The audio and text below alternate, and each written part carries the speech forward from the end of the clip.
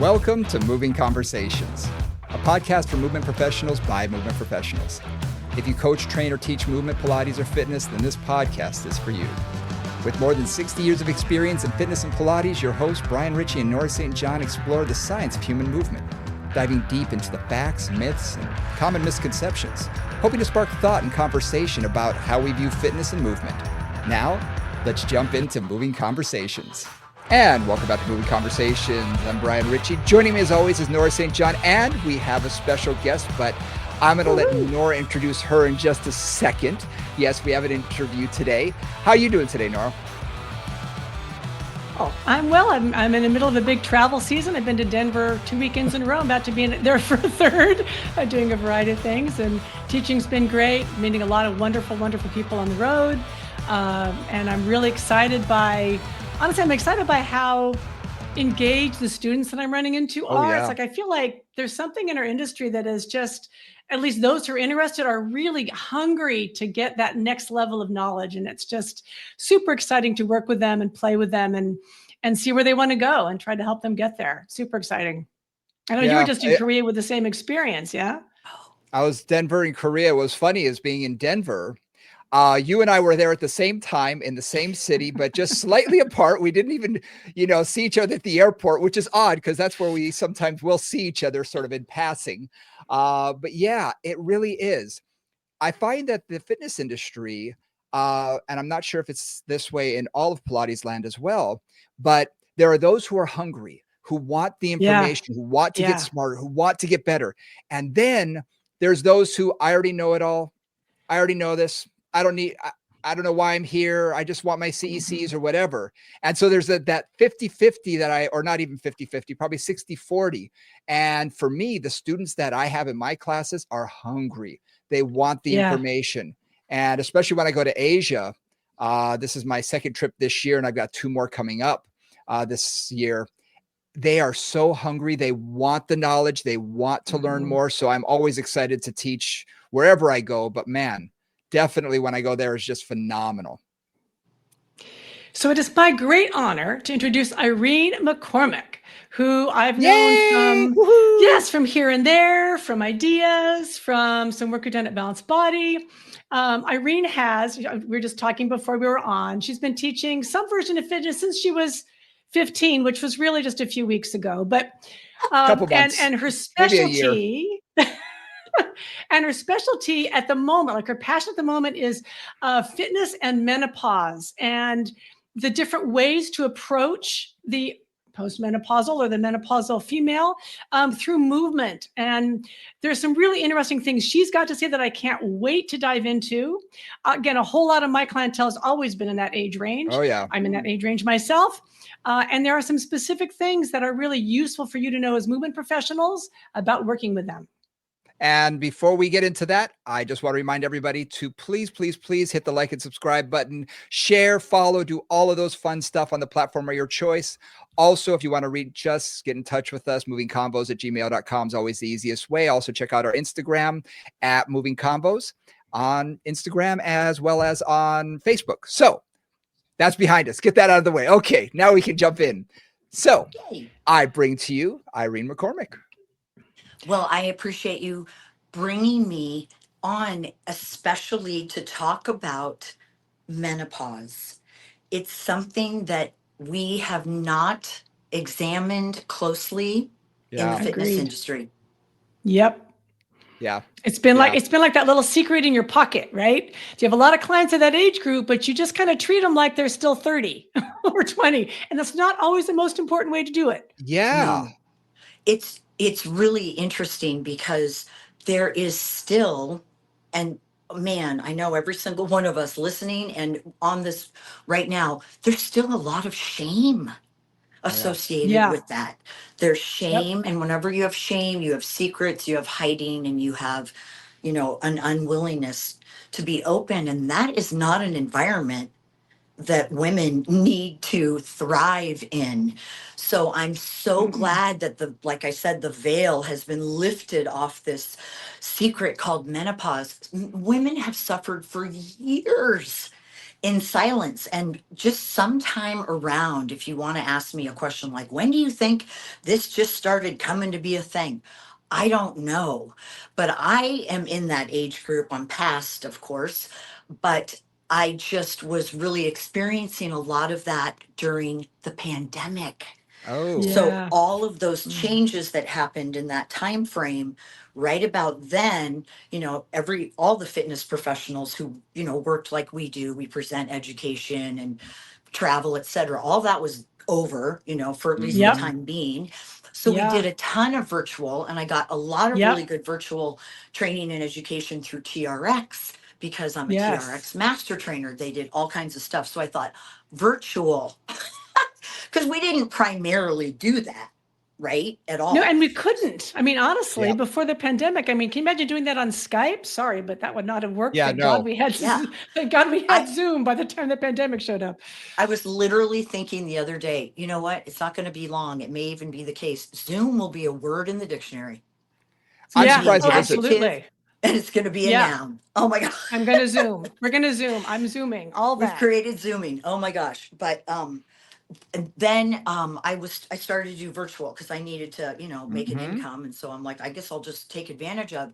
And I literally kept running into the same woman, like you, Nora, have been training these women for years. And Mhm. honestly, Yes. people don't know, but it's been your and their secret because those women look amazing. It's not about that. I really want to make sure people know I'm not talking about fat. I'm going to talk about muscle. I'm not talking about how you look. I want to know how you feel. And those are Yeah. some of the primary focuses that Mm. fitness professionals need to kind of sort of paradigm shift over when they work with women, that are in this stage because there's so much going Love on. that. And Love forgive that. I me, think what you just said is great. Go on, Brian. it's no, it's awesome. First of all, okay, I'm gonna come out of the closet and tell you that I'm not a woman. So I really don't understand physically what uh, a person going through menopause is going through, but I am married. So I understand a teeny tiny bit from afar. But from clients, especially from what I hear, is that they don't feel like themselves in their own body. They feel like they're sort of Mhm. visiting like an alien is taking over their body because it's like everything that I used to do no longer works. Nothing feels right. I feel like crap. I'm tired. I'm this, I'm that. I'm not the person I was even 5 years ago. What's going on? And they look to me to help them. And I'm like, I'm a guy. I don't understand everything that you're going through. I do from a physiologic point of view, but I really can't grasp it. So Well, I'm really looking forward to more information. But am I on the right track with Well, that's how it's Brian, going I'm through going their to tell you body? right now, you already know a lot more than you think you do. You do. You all the things that you said, that's it. Yeah. So really what it comes down to is, you know, um, objective and subjective measurements. Of course, we use Mm, both of them. I don't train clients unless I have an objective to work off of. absolutely. Yep. So you're going to be collecting data in your interview or in your meet and greet with this new client in this age range. It's going to be a little bit different. In fact, I really believe I have forms that I use. They're not that much different, but the language is a little bit more gentle, Mm, and it asks questions that aren't so obtrusive specifically for men, because I don't want you to think, Brian, that just because you're a male that you're not skilled or you're precluded somehow, unless you don't want to work in with that topic or subject. You're just as intelligent and smart. I work with men all the time. I don't feel the way they do. So right.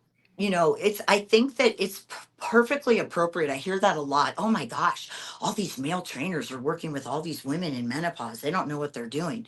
Well, sometimes I don't think they know exactly what should be happening, but it's not because they're males, It's just because they're Yeah. not paying attention you or know? they A don't lack It's of know. just Too information much is education. just a lack of information. information. Yeah. Yeah. So that's how Yeah. come I really want to be really encouraging to let our male client, training cadres realize that menopause is, don't work, don't be too like ooh around it, because that just promotes, not that it just promotes the ooh part of it. I The think fear part empathy of is it. a big part of it too.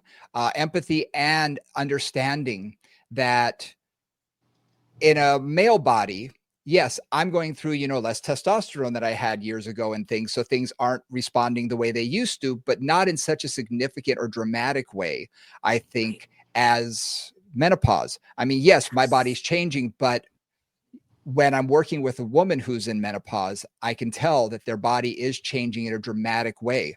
And that just to understand that, I think is huge. And to realize that, hey, all the tricks that work on other people may not work here. And, you Mhm. got to go into your bag of tricks and go deeper than you did before. Yep.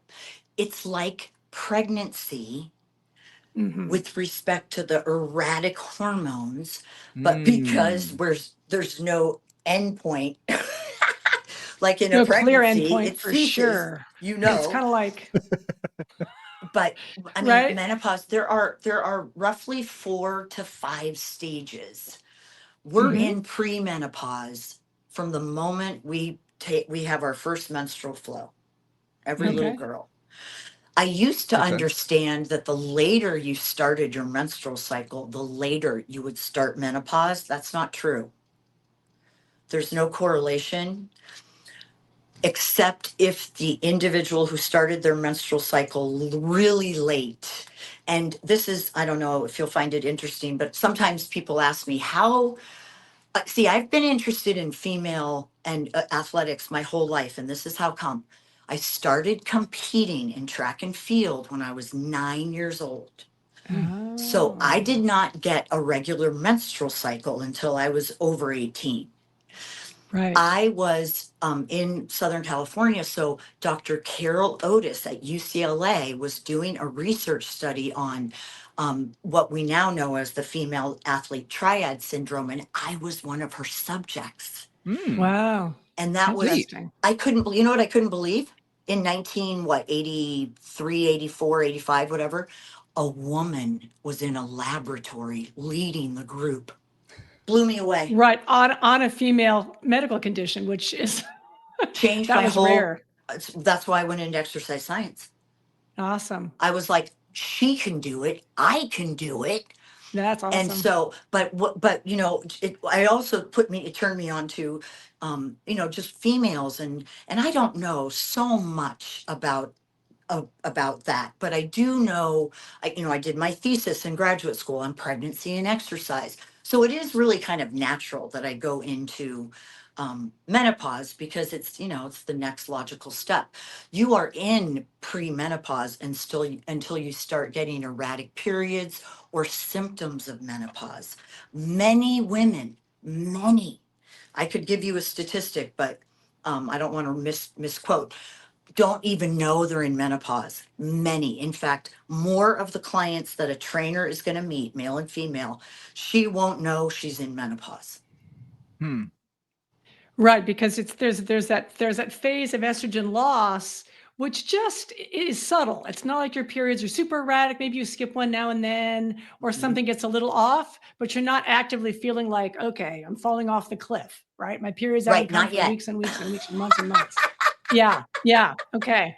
So all of a sudden, Brian, Nora was just saying, the menstrual stuff, you're probably having not a, you're interested in it just because the estrogen ebb and flow has such an influence on women. I mean, Yeah. you notice that all of a sudden at a certain age, 40 something, 50 maybe, you don't see anymore. All of a sudden you're like, I need readers. Your vision goes whoop. You have estrogen Yes. receptors in your eyes. Hmm. There Oh, are there you go. estrogen receptors in almost every cell of our body. We did not know that Hmm. until recently. Uh-huh. Estrogen has, like Brian, you were talking about, gosh, testosterone, because women really lose a lot of testosterone too. Sure. When you talk about hormones, there's a lot to say, but one thing for sure, you want to know that the wellness community is very different than the patriarchal medical society. I battle with my internal medicine doctor on a regular basis. Yep. Yep. Absolutely. Yep. Yeah, he is really super good.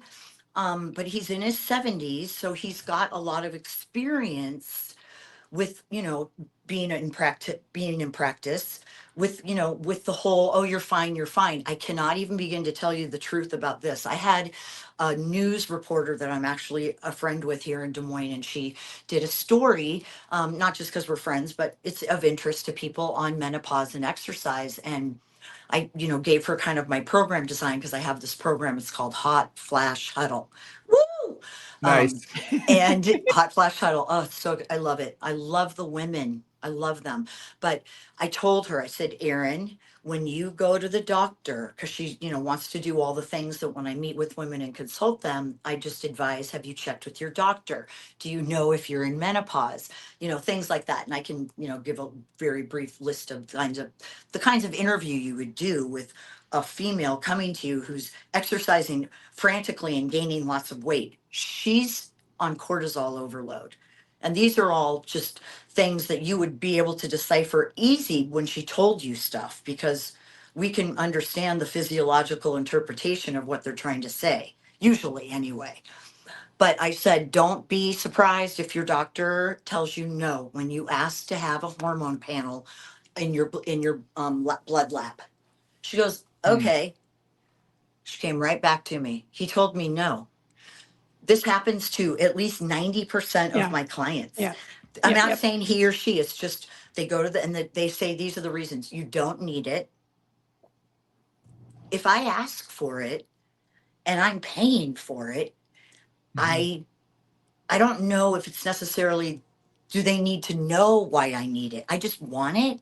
Maybe I'm just trying to establish baseline thyroid or something. But usually they'll be that way, but you really have to fight. And so I have actually written um, I have a script. I have. I have a script for these ladies. I say, go in and I need you to just use the script. Please use your own personality. I'm not asking you to go in and demand and be rude, but I do need you to stand up for yourself right now. Huge symptom of menopause, lack of self esteem. Mm. Yep. Huge part. Yep. Because these beautiful little women who didn't have to do very much and they could be, lean or however their body wanted to be, have suddenly changed dramatically. Do you know the divorce rate when women hit menopause? Mm. Oh, it's significantly higher. So we know it 1 year, 3 year, 7 year, 10 year, 20 year. Those are the big divorce years. The onset of menopause is now new. Oh, wow. Uh-huh. It makes Yeah. sense though. And how Yeah. I feel about that for women is I tell them, you are a beautiful person. And I happen to think you're really pretty anyway, blah, blah, blah, because that's just how I am. And I have rapport with them. So they laugh and giggle because you know how I am, Brian. I'm a silly. But, many a truth is told in jest. Uh-huh. So I work with them and I help them learn. I'm not like blowing smoke up their butt. I'm trying to help them go logically. These are the reasons why you are a badass. And so I don't just do fit coaching in my Hot Flash Huddle program, which is a menopause community filled with like minded women who want to just be healthier. And it just so happens that they start to look a lot better too, but that's a side effect. Um, they do wellness coaching with me too. So they have their own outside of work homework. I don't spend my time with cardio on these women because these women, not all of them, I'm generalizing right now, I know, but they've been training the wrong muscle for a really long time. Do you So know what I talk mean? talk a little bit about Yeah, that, talk because I about know that. yeah, before we started, you were starting to talk about like how, and Mm, Brent and I've talked about this before, like how you change the training philosophy Mhm. as people get to certain points in their life. When you're 20, you can kind of do anything and you can recover. And you're 30, kind of the same. By the time 40, 50, 60 come along, you got to start adjusting. If you keep doing the same thing, you do not get the same results. So Yep. talk a little absolutely. bit about how you modify things. I mean, the law of specificity, I cannot believe how much it's ignored by not everyone, not us, but many people in our industry. They just, oh, I'm going to run a 5K, so I think I'm going to do a step class. I mean, just so when I talk about specificity, what we need to look at is, so changing hormones. I'm not a medical professional. I can look at that blood draw and definitely share with you my interpretation of what those things mean. I am never a substitute for a medical professional, but if somebody wants support for something like that, I can absolutely help them. And then when they don't understand, I'll just refer them. I'm not trying to take the place of, but women will literally go in for hormone replacement therapy, and then I'll take you back to that cortisol driven workout, but they'll go in for HRT. And I'll explain this also if this makes no sense, with a medical professional, and they'll say, okay, I want to, take the hormones. In the patriarchal medical community, they will give you estrogen and they will give you progesterone, but they'll say this to you. Do you want to do estrogen, progesterone, or both? To a consumer. How do they know? Who has no clue what those are going to do for her. I'm like, I mean, Yeah. she presumably. goes, I don't know what to do, Irene. I go, well, your doctor's going to have to share this with you, but you need to be on progesterone if you're on estrogen. That is Yeah. my understanding. So Yeah, me check, too. but honestly, those two, they check each other. They're really important to be taken Yeah, they're together. a balance And then situation. they don't examine testosterone, which is something I Hmm. believe in. But you have to remember, it's therapeutic doses. It's not, doping up in the men's locker room use. And that's what Right. a lot of people think when they think about hormone replacement therapy. It's really not that dangerous. Okay, I'm taking you back to the approach that you need to take with women. So something that occurs with women when they enter perimenopause, and this is what stress does to us. I'm telling you, stress is the death of all of us. It's it. Yeah. We are, what we tend to have are women who are in a very change phase, and it's not just physical body, it's neurological. There's memory issues, there are depression and anxiety issues that are real. Restless leg syndrome, that's a neurological problem, that's a brain issue. I have it, and it's awful. Hmm. And I do too. so there's a lot other physiology going on than just, I'm getting fat right here, which I can help you with Right. too. So helping these women understand, I want to get them into glycolytic depletion early in their workout. Now, if they're doing a hot flash huddle session with me, I have these sessions that I offer, and it's in a program. So it's all periodized and progressive. Um, it's all virtual in home. So it's really convenient. And they do 2 fit coaching workouts a week, and they get 1 wellness coaching workout a week. And the wellness coaching covers, the first one is the nuts and bolts of menopause. The second one, it's not your it's not your fitness, it's your physiology. I explain all of the things that are happening and why we need to train Right. the way we will. Then we go into the macronutrients, and there's 1 module for each one of the macronutrients: supplements, sleep, stress, all of that. I can't coach that when I'm training a client. Yeah. Right. I cannot coach that. I am good, but I am not that good. That's So a lot. I need to So, give them, I so what have did you mean? recorded sessions. They just watch. That's awesome. And that makes it so accessible, which, Hmm. as we know, it's like making fitness accessible makes all the difference in terms of people's ability to comply and to do the program, right? That's awesome. It has to So work you for said them. Yeah. glycolytic depletion, right? So you Yes. start that. So tell me a little bit about why you start with that and what that means. Oh, I love it. I have actually created. Now, remember, well, at least in my thoughts, in my mind, research usually follows the anecdotal behaviors. Yes, So I'm absolutely. hopeful that what I'm doing, I mean, on paper, this looks perfect, and in real life, it works. So now I've just got to demonstrate it. We start every session with a heat up. I don't do a warm up. It's too limiting, and it's not what's happening. Law of specificity. Our heat up can be anywhere from 11 to 22 minutes, but they transition right into their training. The end of their heat up. So their heat up really incorporates a lot of mobility, spinal strengthening, um, various plank poses that are appropriate. Just really establishing C curve and all the things that you want to do. And then they work in their heat up. They're like, did we start the workout yet? I'm like, not quite, almost. The last part of it is called a microburst. And it's basically, you can do it any style you want to, but I usually just start with Tabata timing. It's super easy, 10, 20, Yeah. 10. I Yep. pick a very, very easy, usually a sagittal plane one to start with. Whole body movement. There's no requirement to jump. There's no requirement to add impact or nothing. It could be as simple as, with proper biomechanics, of course, uh, touching the floor to the right and then standing up and to the left. I mean, I'm not talking burpees or mountain climb, nothing like that. I'm just talking about movement that they have to perform in different planes of motion, and they get breathy. Not after round 1 or round 2, but round 4, they're like this. And they're not breathless. They're just super Right. breathy. And I know they're burning glucose because I understand, kind of the energy systems that they have to utilize to perform the movements. So what happens, this is why I know, I'm like, okay, this is working. So I have to be really careful. I have women who are not metabolically prepared for even just Uh-huh. and another thing too, this is a side note, I get a lot of pushback from this. I don't teach squats or lunges. I don't do either Uh-huh. one of them. I would not have somebody hold weights here and squat down and up, or a button. No, they don't.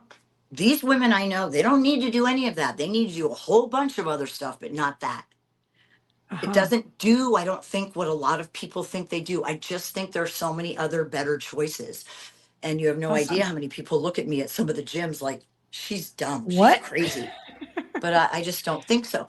But when they get breathy and they start blowing off all that CO2, I know they're burning glucose. So they're probably tapping into, whatever glucose they have on board. And if I can maintain an insulin level that isn't super like, don't, so your body's like blood sugar, because that totally releases cortisol. And So cortisol, you're really trying to keep a moderate, like what I've heard, and we've talked a little bit about this before, like you're keeping a moderate effort range, right? Rather than, going up to levels, 4, 4, 5, if you think about just, your cardiac levels and stuff. So staying more in that 1, 2, 3 range, and kind of like getting blood flow, getting circulation, getting oxygenation, using some energy, but not getting to that point where you're like, I'm no, dying, not where they right? have to lean over and bend down and hold their finger up for a second. No, Right, it's too exactly. much, because the thing is that with these hormonal changes, and I'd love to say not every woman, but I in my experience, every woman I've met that's going through like whatever we refer to as normal menopause, I'm not even sure if that's a thing, but um they they're so stressed. They Yeah. just are. The biggest Yeah. signal and the number one thing that we talk about when we meet these people, and this is what trainers need to focus on, not what are you eating? What are you doing for exercise right now? No, I need to know. You know what? On my list of priorities to solve this woman's pain points, fitness is number 4. Uh-huh. Or I'm not you even interested in that until I find out, how are you sleeping? Oh, uh-huh. that's a huge giant, but I learned a lot from that. I have to know about sleep. Then I need to know, how are you managing your stress? So Oh, I'm not sleep, managing my stress. Yeah. stress. Okay. Right. Okay, Um, good to know. now Susie, now remember, I have to have rapport with people, because for me to be the way I am, it's a little in your face, but I only do that with people who, because I love them and they like me. So we just kind of play. But I will tell them, this is why you're getting fat, because you're stressed and they're gaining weight. So they're working out harder. They are not allowing themselves sufficient recovery at all, which keeps their body in a state of fight or flight, because they just never get there, and they're Mhm. frantic about it. So because cortisol's on board, the energy source is sugar. You Uh-huh. can't have cortisol on board doing its thing with fight or flight and your neural system. And if I'm wrong, tell me. And be in homeostasis with, norepinephrine floating around your body, and you're just relaxed. They don't work both at the same time. They're two different systems, right? Parasympathetic and sympathetic. They're two different systems. And when you're in sympathetic overload, which is cortisol, which is all those things, all those recovery systems shut down, right? You don't do repair, you don't do digest, you don't do rest, you don't do recovery. You're just doing like, okay, everybody ready, right? And that's a very different, let's go. Woo! Yeah. Okay, that exactly. type of coaching, we as a fitness community need to make sure people understand if they're going to shout something out, they better attach it to some sort of verb or adverb. Because you can't, I asked my coach, I worked at a really big company that had 4,000 coaches or whatever. And I would ask them all the time, woo, yeah. Hey, I was just wondering, you had a really good like section in your class when you were like, woo, what were you wooing about? So attach a behavior to a reward. I mean, that's coaching. And so it's as basic as that, but a lot of these women have really never been coached.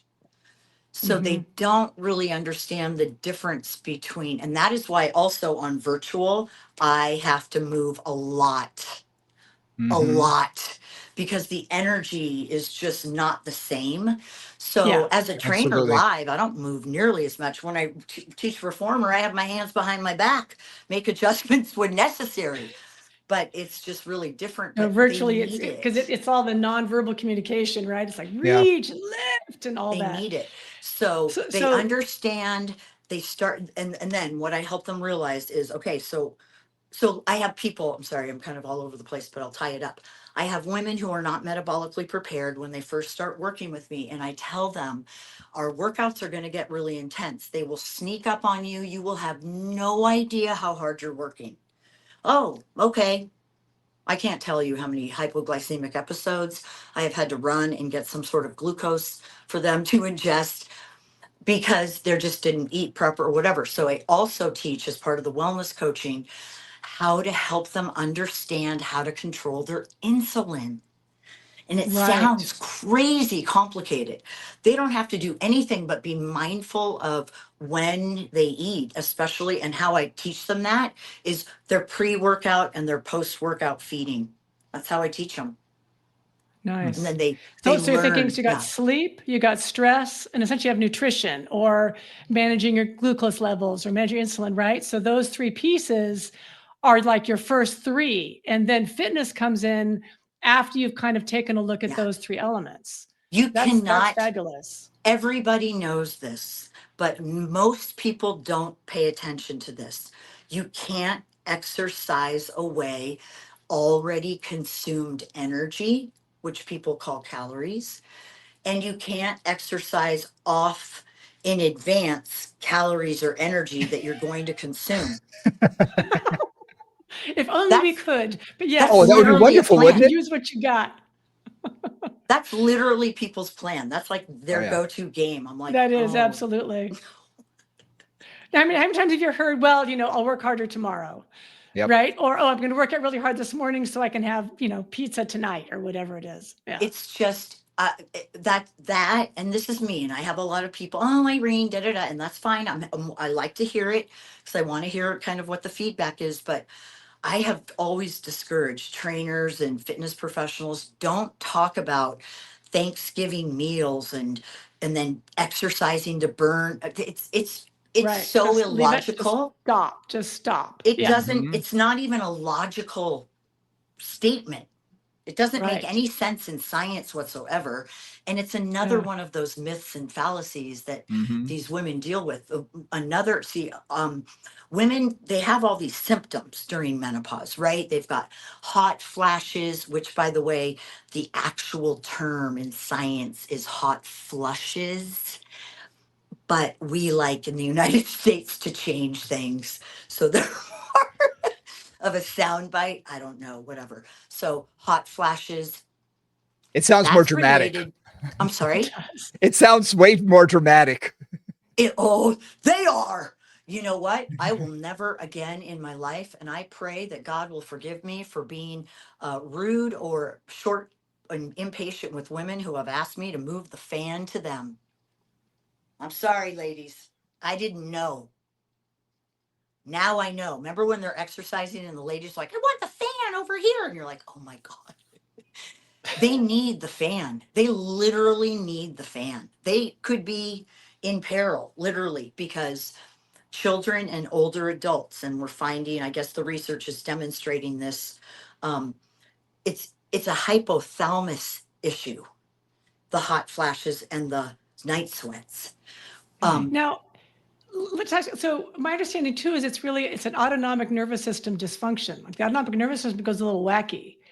And the autonomic nervous system does a lot of things. Like hot flashes is the most obvious sign, but it does blood pressure regulation. It does all kinds of other things. And so a lot of cardiac stuff comes from that. And that's why women get more heart issues after menopause. Totally. So there's a lot going on with that particular thing that, like people say, oh yeah, I'm just getting hot, like whatever. I need the fan. That's just the tip of the iceberg in a way. Because what night sweats are just hot flashes that happen at night. And generally they're more severe because you're sleeping, so you'll be in that phase for a longer period of time. You'll also be covered up to here and not, not throwing your covers off. Then you're soaking wet. But I mean, hydration, one of the guidelines I have in my hot flash huddle is we sip, sip, sip. Literally, we stop, sip, sip, sip, and we sip water. I mean, always have it. And then I talk to them about how I bet you drink more water when you do a session with me, because we're constantly sipping together, than you do on your own. Because I know I do. I always try to make it be so they build me up just as much as I build them up. And it's so good. With when they can take the wellness information and go, I had no idea I wasn't eating enough protein. If you are breaking down muscle tissue, they're not accustomed to this information or language because they've always been so, not all of them, but majority of them, so committed to cardiovascular exercise as a go-to to change their skeletal muscles. Yep. I tell them your cardiovascular training is for your heart muscle. You will see changes in your body, but if you want to change your skeletal muscles, we have to specifically apply those imposed demands. We got to target. I've talked about that a lot. Yeah. All the time. I have to talk about it all the time because the said principle is ignored in the fitness industry with respect to not us, but the individuals who make decisions about what equipment I'm going to use, how much money I get to charge, how much money I get to keep. Right? It's kind of like the fox guarding the hen house right now, but I'm hopeful that we have all these ideas about having this health fitness like association, but I'd really like the health fitness association to be made up of health fitness professionals, not owners of businesses and franchises. And that's just one of the issues I have right now. That's me. As I look out at our industry, I'm finding that individuals who do not have the academic credentials that I have, and I'm not trying to play some sort of card, but if a medical professional goes to get a medical degree, she doesn't expect to be asked to clean the floors. Do you see what I mean? And I know that in fitness, that's been really common. It's kind of like, oh, the fitness instructors will clean up, or, we can't do that anymore if we want people to respect us. I'm not below cleaning. Are you crazy? I love to clean. It's the most mindless behavior. I love it. But, as 100% contracted individual, I'm not on the clock. Yeah. And these are the expectations that people like me and other peers that have master's degrees and PhDs were looking for employment in places that the requirements are that of a high school diploma. I'm not trying to play the education card, but there is some merit and value in trying to achieve that more, so you can offer more and ideally be held in a higher esteem. And I think we need to treat ourselves. I think we need to treat ourselves as professionals. And the more we are, we'll be seen as that as well. And I think when you get to a certain point, we are, but we're not we're not raised to that level when we start out. Too many No. people did start out, just doing whatever we're told to do around the gym and whatnot. Exactly. So, and that 'Cause makes total sense. we didn't have any protocols then. No. No. I did want to bring one thing up. When in regards to stress, I find this fascinating. And you said it, but I want to reiterate this. There's a difference between physiologic stress, mental stress, and physical stress, but they are all I hate the word attack your body, but affect your body in a very negative way. And if someone is coming to you who's overstressed as it is, who is at their peak, I live in Washington, D.C., especially right now, there's a lot of stress in this town. It's like, oh my gosh, you can feel it walking down the street. But when you have that much stress around you all the time and you're living in that much stress, and then someone wants to go and do Orange Theory or boot camp or something that's going to be at that high level where you're doing a high intensity interval type training. And so I only have 30 minutes. So I'm going to work as hard as I possibly can for that 30 minutes. You're just adding to your stress level. Yes. You may feel like you feel a little bit better afterwards, but your body is getting a lot more stress induced upon it. We have a very close connection. And I think this is where sometimes a lot of the disconnect happens. How you feel is not necessarily exactly the same as what's happening. Nice. You know what I mean? So I'll give an example. I'm not a disliker of hot classes, but the physiological ramifications are you are working at a lower level. You're dehydrating your plasma volume. Your heart has to pump faster and harder just to get the same amount of blood flow. But we perceive it as a harder workout.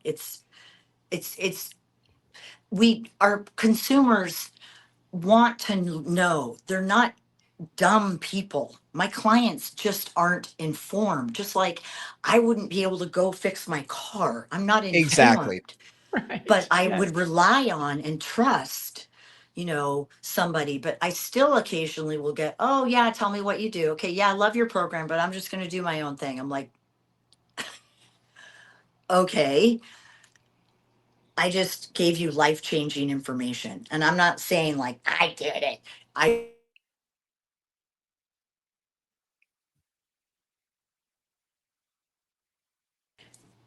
And I don't remember what I'm sorry.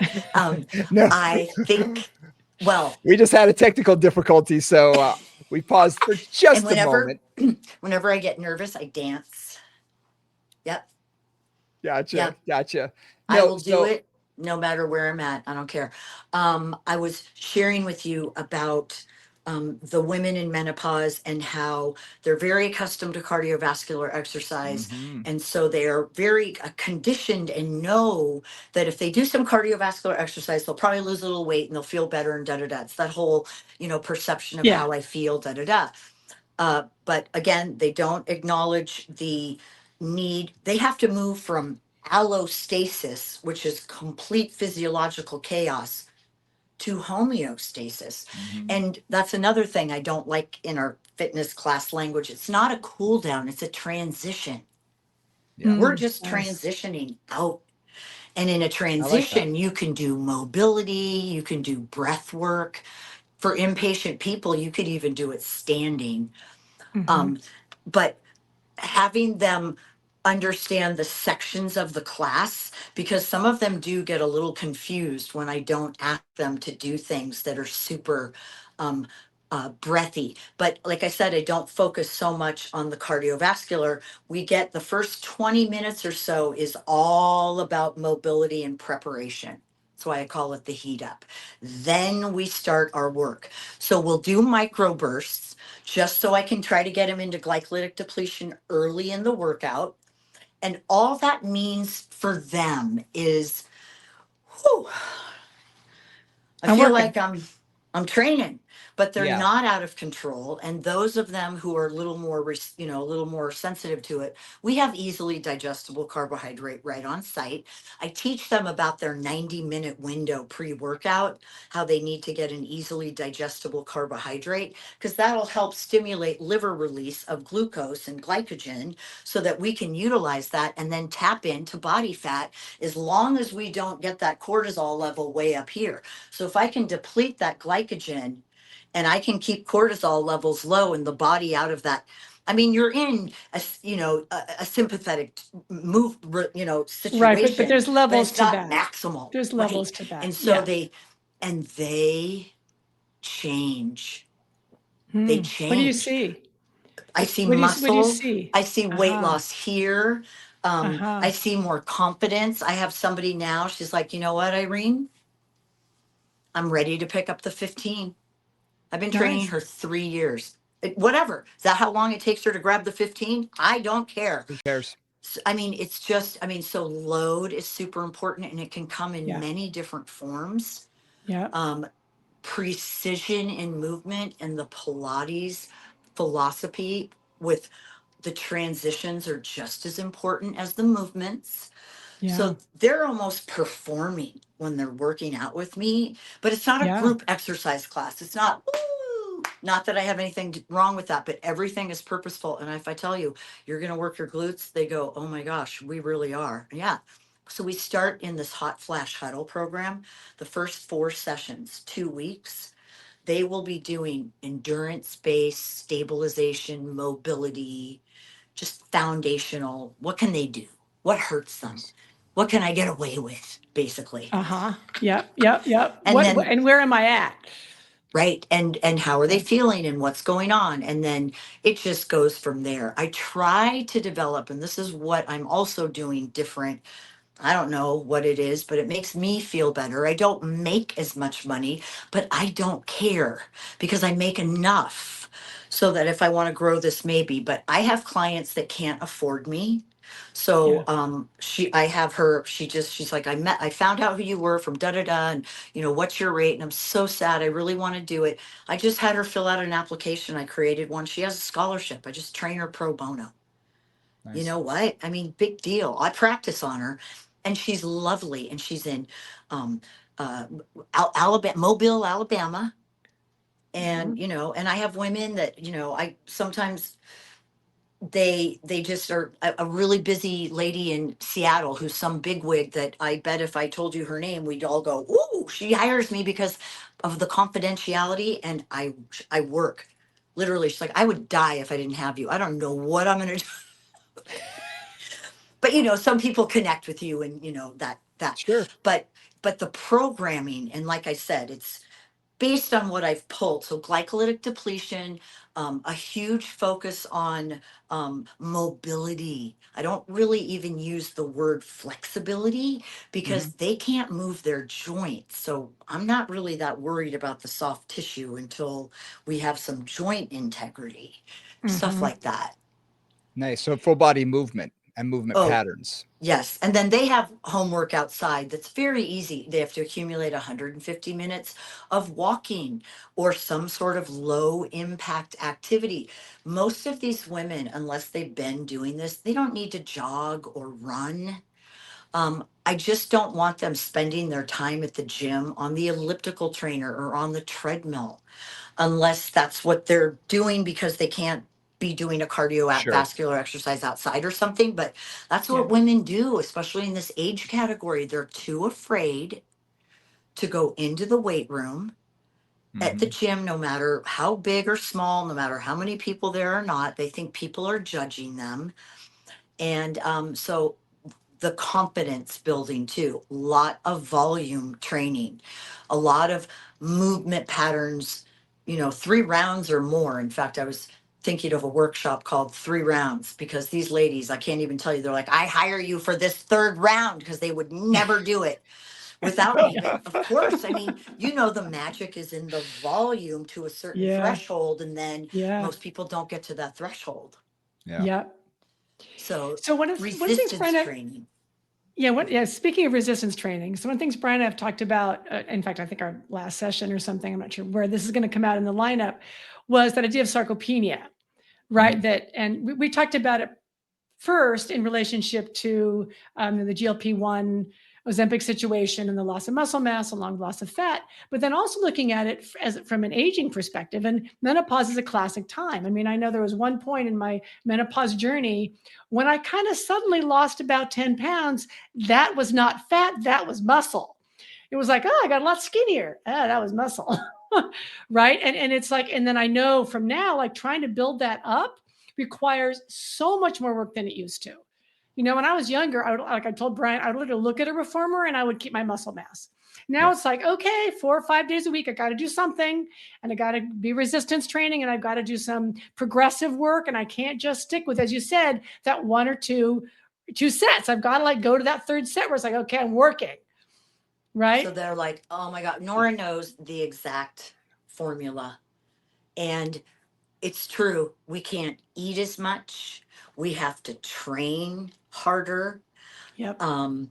These women are not accustomed to strength training. So just help them understand the need for their hypertrophy. See, estrogen does a few things. One, it's really not uncommon for your blood pressure to increase or your cholesterol levels to suddenly go up because estrogen is missing. So cholesterol is jumping in to try to play some roles like cell wall building and stuff like that.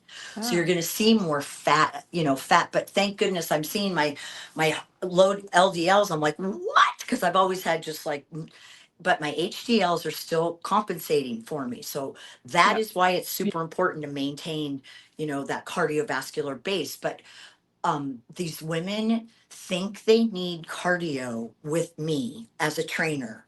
They don't need that with me. They can do that on their own. They need the specialized training. And then here's something else. 2 things you said, Nora. One, absolutely you have to consider aging and sarcopenia along with menopause and lean mass loss. Totally true. I'm doing a project right now for another educational company, and that is one of the points that I was really sure to make. It's like, make sure you understand that you realize this is menopause and aging. So when we have decreased estrogen does not make it so that you don't have the capacity to build more lean mass, particularly the fast twitch fibers, which are the first to disintegrate. Yeah. The first. And that is why we know endurance-based work from a specificity point of view. If I want to tear down tissue so I can build up more, I'm going to need some protein in my diet. And many women do believe what you said, Nora. They're like, oh my God, I've lost weight. No, they've gotten abdominally obese. I have a statistic or a study that has some interesting information about this, but they've lost lots of lean mass in their thighs and in their glutes. And they start gaining fat here and here because they're training the same way they always have, and they're looking for a different result. You can't do that. And that's why it has to change. But yes, sarcopenia definitely has to be considered. And that's why the lean mass and the resistance is so important. And me, convincing people, please you need to invest in dumbbells. They don't lose their value. I mean, there's something that you need as you work. My sessions are only about 55 minutes. Yeah, that's all you need if you're efficient. It's all that we are. So we talk and laugh, but we work really hard. The rules are: it's going to be fun, it's going to be funny, and it's going to be hard. Those are the rules. Yep. I love it. I love it. Nice. So this is like this. So just to wrap up a little bit or start to think about that. So we're looking at this decrease or trying to keep cortisol under control, which really does change a lot of the way people train, just even in terms of motivation. Or a lot of people really train by going harder, harder, more and more. And that gets you jacked up. That's not what we're looking for. That's looking not for that appropriate glycolytic for women with hormones that are erratic. It doesn't work the same way. Yes, correct. Yeah. So that was just a great little insight. And then that, like, starting with kind of glycolytic depletion. So again, mobility, but then a little bit of those bursts just to get that going so that you can really keep that cortisol level and your blood sugar levels kind of on a nice par for doing what you want to do. Adding So- resistance training in. Yeah. So it's elevated, but they're in control, and it is so much easier to focus and concentrate on precision in movement when you don't have 5,000 joints moving that we have to manage, you know? So And when your cortisol isn't up here, like anxiety and No. stress do not Right. help focus. No. I mean, In for fact, most we- people, we- yeah. we'll break, we do mobility and flexibility all through the work. So it's, if you were to do a session, it's not really, it's all stuff people know. It's just not it's not laid out in a traditional way. But, I tell them, you got to try something different if you need a different result. And they're like, oh, this is working. I'm like, well, this is working. I promise you it is. But there are other things that will also work. So they just have to learn about their new physiology. The things that used to work won't anymore. Sleep is a number one priority. And I don't mean getting, hours and hours. I mean, non-interrupted sleep that doesn't, it's not disrupted, because that is where you're waking up because cortisol is waking you up. I don't know why. You might not know why, but that's why. Mm. And I loved your like 4 points. So sleep, stress. I'm just to keep it 3 S's. I'm going for supplements. It really isn't. It's really blood sugar. Maybe it's sugar. Sleep, stress, sugar. Sleep. And then fitness, stress, and then sugar. and all those pieces need to be like that. That's again bringing in that wellness piece, that conscious piece, because all of that takes awareness, and it takes paying attention, and it takes maybe, again, to your point, changing a few things to have a different result, which is all critical. And there are lots of trainers who are totally qualified to be working with women who have issues with menopause.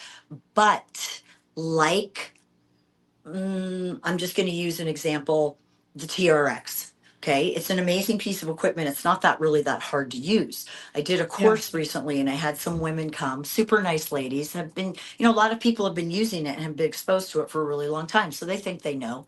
Just show us advanced stuff, in this 8-hour training, because we already know how to use it. They couldn't shorten and lengthen the straps. So I'm not, fundamental information. they don't know what they don't know. Yeah. So that's how come it's like I have to, these trainers, like we were talking about continuing ed and getting people. And Nora, I remember when you first talked about how you're getting lots of like people who are super eager to learn. In the handful of conferences I've been at in the past couple of years, I am noticing a larger amount of like recent college grads, college students that I hadn't seen yet. That's awesome. They are dying to learn. It's really refreshing. But the trainers, I mean, just like with the TRX, like, okay, I know it's easy to, do a chest press and a squat, but there's so much more. It's just the tip of the iceberg.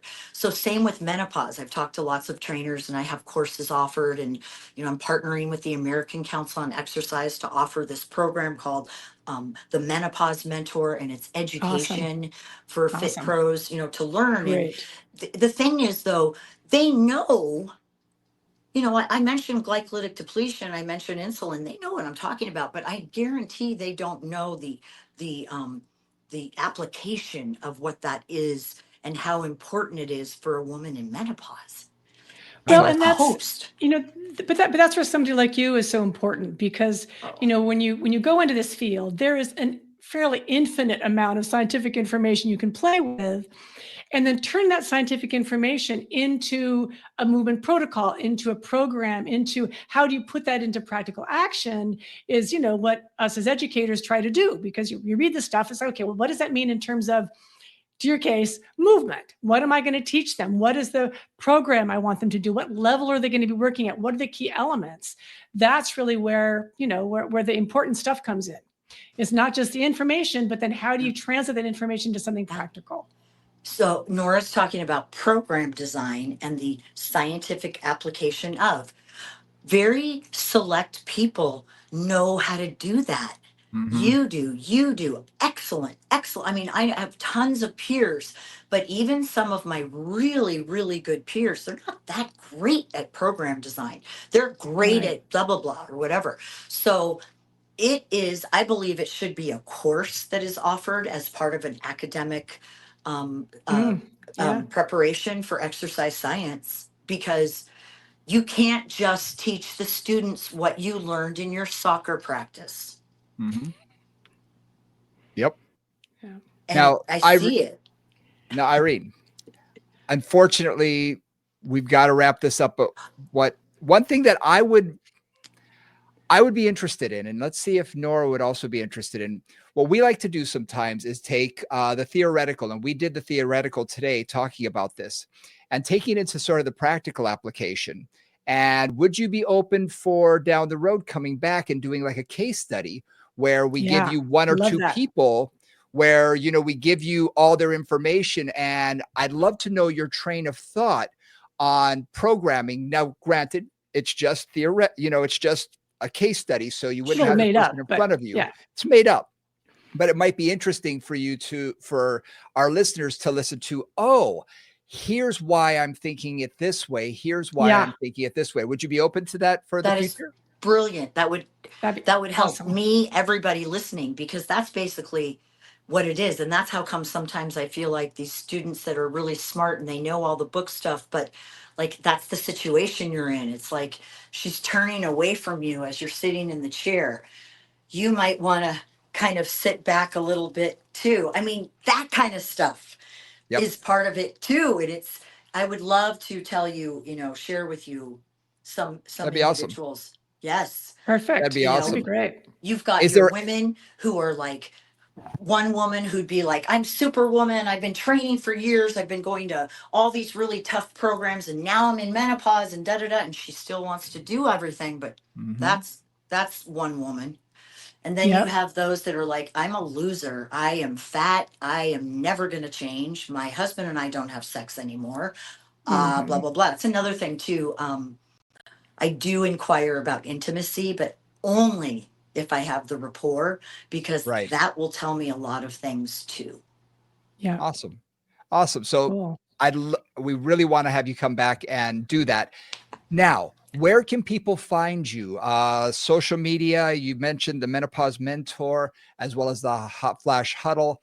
Yes. Where's the best place for us to, tell people to go to, Well, if and for all of our listeners to jump online right now and say, hey, where can I find her? Well, I would love for anybody who has a question, a comment, or a point maybe they want to discuss or share. My email is themenopausementor@gmail. Perfect. And Great. I have a full hot flash huddle program beginning on May 1st Great. through Burn Along, which is I don't know if it's okay for me to say things like that, but it's an employee Yeah. wellness brand that a lot Yeah. of Yeah. people have access to. Yeah. And also, Perfect. I have the education that I've been working on for over a year for the American Council on Exercise. I'm partnering with them to release what's called the Menopause Mentor. And it is about 16 hours of Awesome. education. It's all asynchronous, but you'll get sample sessions so you can see what it looks like to train. I can't put all 16 hours in there because that's too much. But, and then, the physiology and all of the information, I keep that at a high level. I feel like what we need to know, because I don't want to encroach upon scope of practice issues. Mm-hmm. And then really what it is, it's the movement. And what I think is probably what I feel like for them is the most brilliant part is the coaching. They're like, I Mhm. didn't know about carbohydrates. I didn't understand what a non-nutritive food was. What supplement did you say I should be taking according to Great. the American Menopause Society? Stuff like that. Awesome. Great. Awesome. Well, We'll include all that in show notes. Yeah. yep. Yeah. Absolutely. Perfect. Absolutely. So thank you so much for joining us. And Thanks, I'm Irene. What a pleasure. I looking am forward so to pleased.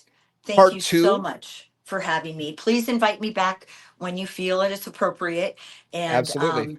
I know you guys will keep being out there and just, thank you so much for your leadership in our community. Thank you. And right back at you, Irene. Thank you. Absolutely. And thank you guys for listening. We really appreciate it. As always, hit that like and subscribe button. We really appreciate it on the platform of your choice. You can always email us at movingcombos@gmail.com. Check our Instagram at Moving Combos. And for Nora St. John, I'm Brian Ritchie. We'll see y'all next time. Bye, guys.